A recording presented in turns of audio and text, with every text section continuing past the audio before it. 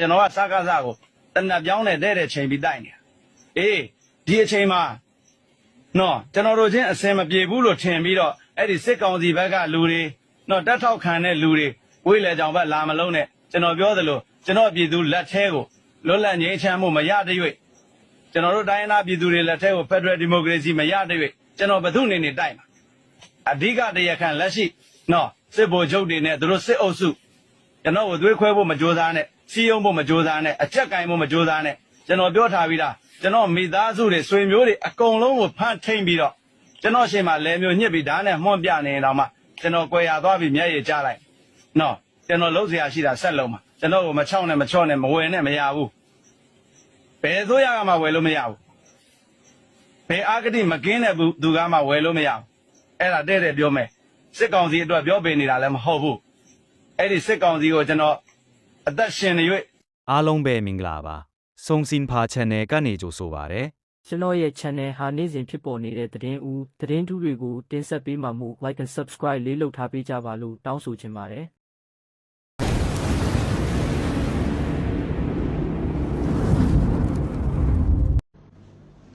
မင်္ဂလာပါအခုဘိုနဂါဟာ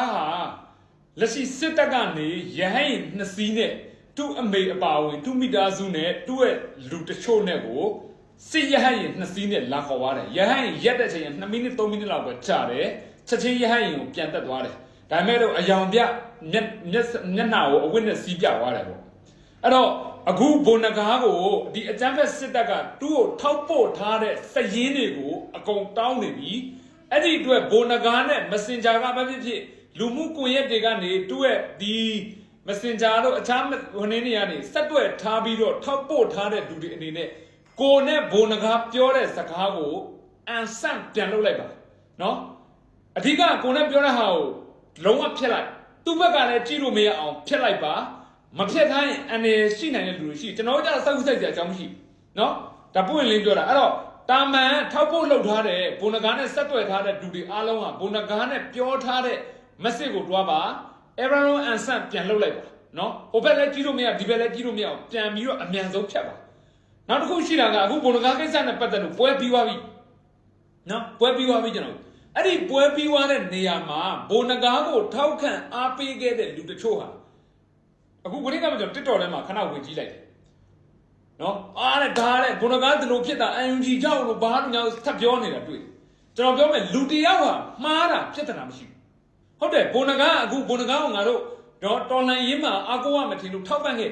ဒါပေမဲ့ဒီလူအခုလမ်းကြောင်းလွဲသွားတယ်ရန်သူနဲ့ပေါင်းသွားတယ်ရန်သူကြီးမှာအညံ့ခံလိုက်တယ်အဲ့တော့ငါတို့တာမှားပြီးလုပ်ခဲ့တယ်ကောင်းမှထင်လို့ငါတို့မှားလုပ်ခဲ့တယ်ရပြီလူတိုင်းကအမှားနဲ့မသိဘူးမှားတာပြဿနာမရှိဘူးဒါပေမဲ့အမှားတဲ့အရာကိုမှားတယ်လို့ဝေမခံဘဲနဲ့ဖင်ပိတ်ညင်းပြီးတော့ပြဿနာဆက်ရှာမယ်ဆိုအဲ့ဒီလူဟာအဓိပ္ပာယ်မရှိတော့နော်အဲ့တော့ဒီပွဲကပြီးသွားပြီဘုံတကောင်းထောက်ခံခဲ့တဲ့လူတွေအနေနဲ့မင်းတို့ထောက်ခံခဲ့တဲ့လူစစ်ကောင်စီနဲ့ပေါင်းသွားပြီပွဲပြတ်သွားပြီဟုတ်တယ်မလားဒါကိုထပ်ပြီးလွမ်းနေစရာမလိုတော့လို့ဒီကိစ္စနဲ့ပတ်သက်လို့တော်လန်ရေးလုံနေတဲ့အတိုင်းဝိုင်းမှာပြဿနာရှာဖို့မတင်ဘူးဒီကြံမိခဲ့တဲ့အတိုင်းဝိုင်းအခုဆိုရင်ဒါ UNG ရဲ့လောက်ရက်ကရှင်းသွားပြီမတကဘုံနဂါရမှန်လို့ရှိရင် UNG ခွေးဖြစ်မှာဟုတ်တယ်နော်အခု UNG ကတလို့ဝင်စည်းတယ်ဆိုတာသူ့မှာ data အချက်လက်ရှိလို့သူဝင်စည်းရတာနော်အခုဝင်စည်းတယ်ဘုံနဂါရဲ့ရဲဘော်တွေအနေနဲ့ကလည်းအခု UNG နဲ့ပူးပေါင်းတယ်လက်နဲ့ချလူချတယ်ဒီနေရာမှာကျွန်တော်တခုပြောပြမယ်ဘုံနဂါနဲ့ကျွန်တော်နဲ့ပုံကိုယ်ရေးစကားပြောမှုရှိတယ် UNG ဘက်ကခေါင်းဆောင်တွေနဲ့ပုံကိုယ်ရေးစကားပြောမှုရှိတယ်ဒါပုံကိုယ်ရေးခင်မရင်းနေတာတတ်မဆိုင်ဘူးနိုင်ငံရေးနဲ့ပတ်သက်လာကျွန်တော်ပြတ်သားဖို့လို့လိုတယ်နော်ဒါမင်းတို့ပြောသလိုဘုံနဂါ UNG ကြောင့်စစ်တပ်နဲ့ပေါင်းသွားတယ်ဆိုရင်တုတ်တက်ရင်ရဲဘော်တွေရောပေါင်းတာအဲ့ဒါအဓိကအချက်နော်သူဟာခေါင်းဆောင်တယောက်ဟာကိုတက်အောက်လက်ငယ်သားတွေကိုထားပြီးတော့ရန်သူဘက်မှာဒူထောက်เสียပူးပေါင်းเสียအကြောင်းမရှိဘူးအဲ့ဒါရှင်းလေးအဲ့ UNG ကိုအပြစ်တင်ခြင်းဇောနဲ့ဒီအမားကြီးကိုလက်မခံဘဲနဲ့စက်ငင်းနေမယ်ဆိုအဲ့ဒီငင်းနေတဲ့လူကတမိုင်းတေဝါမှာဒါတေးကြတယ်နော်အဲ့တော့သူလောင်းငယ်သားတွေပါအားလုံးတစ်ဖွဲ့လုံးသူတို့မျိုးပူပေါင်းသွားဆိုတမျိုးနော်အောက်ကလောင်းငယ်သားတွေအားလုံးကိုဒီတိုင်းထားပစ်ခဲ့ပြီးအလွတ်ယုံပြီးတော့သူဟာပူပေါင်းသွားတာနော်ဒီတော်လန်ရင်းမှာကျွန်တော်နဲ့ခင်မီရင်းနှီးခဲ့တဲ့လူ2ယောက်ရှိပြီတယောက်က ARD တိုင်းငပူတော်မျိုးနဲ့လွတ်တော်ကိုယ်စားလှယ်တော်လန်ရင်းအစပိုင်းမှာ ထဲထဲဝင်ဝင်လှုပ်ပြီးတော့စစ်တပ်နဲ့ပူးပေါင်းသွားတယ်တပ်ပိုင်ဆိုနော်နောက်တစ်ဆက်ရွေးကောက်ပွဲမှာရွေးကောက်ပွဲမတိုင်ခင်ရတဲ့ကကျွန်တော်ရွေးကောက်ပွဲအတွက်ဝိုင်းပြီးတော့လှုပ်နိုင်ပြီးတော့ဝိုင်းလုပ်ခဲ့တယ်ရွေးကောက်ပွဲမှာအနိုင်ရတယ်အာဏာသိမ်းတယ်အာဏာသိမ်းပြီးတဲ့အချိန်မှာတော်လိုင်းမှာထဲထဲဝင်ပါဝင်လာတယ်ကိုနယ်ကလွတ်တော်ကိုယ်စားလှယ်ဆိုပြီးတော့နော်ဝိုင်းပြီးတော့အားပေးခဲ့ကူညီခဲ့ဒါပေမဲ့စစ်တပ်နဲ့ပေါင်းသွားတယ်အခုဘုံနဂါနော်ဘုံနဂါဆိုရင်တကဘာလုံးအားပေးတဲ့ပြည်သက်ရှိတယ်ဘလို့ပဲဖြစ်ဖြစ်ရန်သူဘက်ကိုဒူးထောက်เสียအကြောင်းမရှိဘူးလေဗျနော်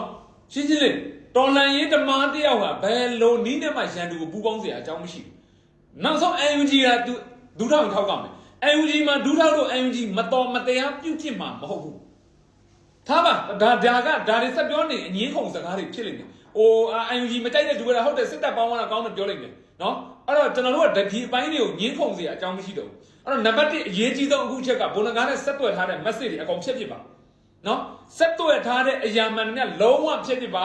တခုချင်းစီကိုဒီရန်ကိုဘက်ကပဲတွားမဖြတ်နဲ့နော်မလောက်တတ်တဲ့သူဆိုမလောက်ပါနဲ့လောက်တတ်တဲ့သူကိုပြခိုင်းပါကိုဘက်အချမ်းပဲတွားမဖြတ်ပါနဲ့သူ့ဘက်အချမ်းမှာကြည့်လို့မရအောင်ဖြတ်ပါမလောက်တတ်တဲ့သူတွေဆိုရင်လောက်တတ်တဲ့သူကိုပြပြီးဖြတ်ခိုင်းပါဒါအရေးကြီးဆုံးအချက်နော်ကိုဘက်ကပဲဖြတ်လိုက်မယ်ဆိုရင်သူ့ဘက်အချမ်းကမှကြံပြစ်ခဲ့မှာအဲ့တော့နှစ်ဖက်လုံးကိုပြတ်အောင်လို့ message တွေအားလုံးကိုချက်ပြစ်ပါဒါမဖြစ်မနေလူတိုင်းလှုပ်တင်တဲ့အလုပ်လှုပ်ပြီးသွားပြီလားလှုပ်ပြီးသွားရင်ကျွန်တော်တို့ကဘုံတကောင်းအားပေးခဲ့တဲ့လူပဲဖြစ်ဖြစ်အားမပေးခဲ့တဲ့လူပဲဖြစ်ဖြစ်အားလုံးကို break လုပ်ပေးပါဒီပွဲကပြီးသွားပြီကျွန်တော်တော်လိုင်း80ကဟုတ်တယ်နော်ကျွန်တော်တပင်လဲတပင်ထူရမယ်ရှင်းရှင်းလေးတွက်သူဒီဘုံငါကိစ္စနဲ့ပတ်သက်လို့စစ်ခွေးတွေဘက်ကတိုက်တဲ့ကြေညာချက်ထုတ်ကြိုက်တဲ့အလုပ်စောက်ကူးစိုက်စရာတခုမှမရှိဘူးကျွန်တော်တို့လောက်ကမှဒီကျွန်တော်တို့ရှောင်းမဲ့လမ်းကိုကျွန်တော်တို့ပြက်သားဆက်လျှောက်ကမှာရှင်းရှင်းပြောရင်ကျွန်တော်အဲ့ဒီလုပ်လို့ရတယ်ကျွန်တော်စောက်ကူးစိုက်တယ်ခင်ဗျားတို့တိုက်ရင်တတ်ပလိုက်တတ်လို့ရရင်တတ်ပလိုက်ဒါကျွန်တော်ပြက်သားဆိုပြောတာဟုတ်တယ်နော်ဟာတစ်ချိန်လုံးကဒူဘလို့လုပ်ခဲ့တယ်မလို့ဘူးထားပြီးခဲ့အရှိတော်ဆက်လျှောက်အဓိကပါတယ်ကျွန်တော်တို့ပန်းတိုင်ကိုရောက်ဖို့အရေးကြီးတယ်ဒီနေရာမှာဝိဝါဒတွေကွဲပြီးတော့မှားတာမှန်တာဘဒုကြောက်တယ်လို့ဖြစ်တာတူကြောက်တယ်လို့ဖြစ်တူကြောက်ငါကြောက်တွေထားလိုက်ပြီးတော့လောလောဆယ်လက်တွေ့ဒီပူပေါင်းသွားပြီအဲ့တော့အဲ့ဒါအားလုံးကိုခောက်ပြစ်ခဲ့ရမယ်ကြံပြစ်ခဲ့တဲ့အလူတွေတော်လန်ရေးပုံမှာစေတနာဖြောက်မှန်တာ16မဖြောက်နိုင်ဘူးလားထိုင်းနေရတယ်ရှင်းရှင်းလေးမလုံနိုင်ဘူးလားပါဇက်ပိတ်ထိုင်းနေလုံနေတဲ့လူတွေကိုပြဿနာမရှာနဲ့နော်ရှင်းရှင်းလေးအဲ့တော့ဒီတော်လန်ရေးဟာနိုင်မှဖြစ်မဲ့ပွဲခင်ဗျားတို့စစ်တပ်ကိုနိုင်ခိုင်းစေချင်တာနိုင်ခိုင်းစေချင်တော့ခုနကပြောလုံနေတဲ့လူတွေကိုကန့်လန့်တိုက်မယ်ပြဿနာရှာမယ်ဒီကိစ္စနဲ့ပတ်သက်လို့အစတွေမပြီးနိုင်အောင်ဖော်မယ်တူကြောင့်ငါကြောင့်တွေထိုးချမယ်လောက်ပါအဲ့ဒါဆိုဒါကျွန်တော်ပုံဝင်လင်းပြောတာရန်သူဝမ်းသာစေခြင်းလားရန်သူအားပြည့်စေခြင်းလားတော်လန်ရေးမှာရှိတဲ့ပြည်သူဝေဝါးစေခြင်းလားရန်သူအကြိုက်လှုပ်ခြင်းလားအဲ့ဒီအလုပ်တွေလုပ်ဒါမှမဟုတ်ရင်ဒီခွေးမျိုးတွေကိုတော့ငါတို့ဝမ်းသာခွင့်မပေးနိုင်ဘူးမင်းတို့ကမင်းတို့ကြိုက်တာလုပ်ငါတို့ဘက်မှာငါတို့အချင်းချင်းဘလောက်ပဲမတဲ့ပါစေနော်ငါတို့အချင်းချင်းမတဲ့တာပခုံးဖက်နိုင်တယ်လက်ဆွဲနိုင်တယ်မင်းတို့ခွေးမျိုးကိုတော့ဝမ်းသာခွင့်မပေးဘူးဆိုတဲ့စိတ်ဓာတ်ရှိမယ်ဆိုရင်ဒီဘုံငါးကိစ္စနဲ့ပတ်သက်လို့တူးချောင်းငါးချောင်းဆိုတဲ့ဝိဝါဒကွဲလွဲမှုတွေကိုမပြောကြပါနဲ့တော့ဒါကျွန်တော်မြစ်တာရက်ခံတာပါမလောက်ကြပါနဲ့တော့ရန်သူအကြိုက်ဖြစ်တော့မှဆိုနော်ဒီတော်လိုင်းမှာကျွန်တော်စောက်ထိန်တဲ့အရာနှစ်ခုပဲရှိတယ်ကျွန်တော်ရဲ့ပြောဆိုမှုကျွန်တော်ရဲ့လှုပ်ဆောင်မှုဒီအဲ့ဒီမအေလိုးတွေခွေးမျိုးတွေအကြိုက်ပဲတော့မှမဖြစ်စေရအောင်အဲ့ဒါကျွန်တော်ခံယူချက်ပဲရှင်းရှင်းလေးကျွန်တော်တို့ချင်းချင်းဒီမှာဒီဘေးကောင်ကျွန်တော်စောက်ခွက်ကိုထိုးချင်နေတာသေလောက်အောင်တတ်ချင်နေတယ်ဒါပေမဲ့ဒီကောင်လည်းတော်နိုင်ရေးဘက်ကနော်ကိုအချင်းချင်းဘလောက်ပဲဖြစ်ဖြစ်နောက်မှလာကြိုးဝဲဝဲပြီးဟောက်လာမင်းကငါတယောက်ကြီးထိုးမယ်အဲ့စိတ်သက်ထားမယ်ဒါပေမဲ့အိုးရန်သူရှိမှတော့ဟာတကယ်ချင်းလာပါကွာမင်းနဲ့ငါနဲ့ငါတွေးတောက်တယ်နော်သူ့ကိုလာထိတာကာဝယ်ပေးလိုက်မယ်အဲ့စိတ်သက်မွေးပါဒါတော်နိုင်ရေးစိတ်သက်ပါကျွန်တော်တော်နိုင်ရေးမှာမလုံနိုင်ထိုင်းနေပါအဲ့ဒီတော်လိုင်းစိတ်ဓာတ်တွေမထားနိုင်ဘူးလားဟာလီငါတော့မထားနိုင်ဘူးကွာအဲ့တော့ငါမနေနိုင်ဘူးဆိုထိုင်းနေတော်လိုင်းဝင်မလုပ်နဲ့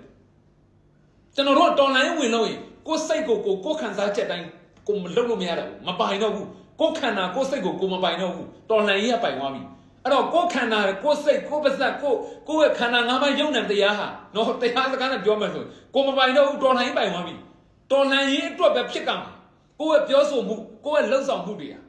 ဒါအရေးကြီးဆုံးအချက်ပဲအဲ့တော့ပြီးသားကိစ္စကပြီးသွားပြီဒါကြီးကိုထပ်ပြီးတော့တူးကြောက်ပါငါကြောက်ပါသူစောက်သုံးမကြလို့ပါငါစောက်သုံးမကြလို့ပါ UNG ကြောက်ပါဘယ်သူကြောက်ပါထပ်လုံနေမယ်ဘယ်သူအတွက်အကျိုးရှိမလဲ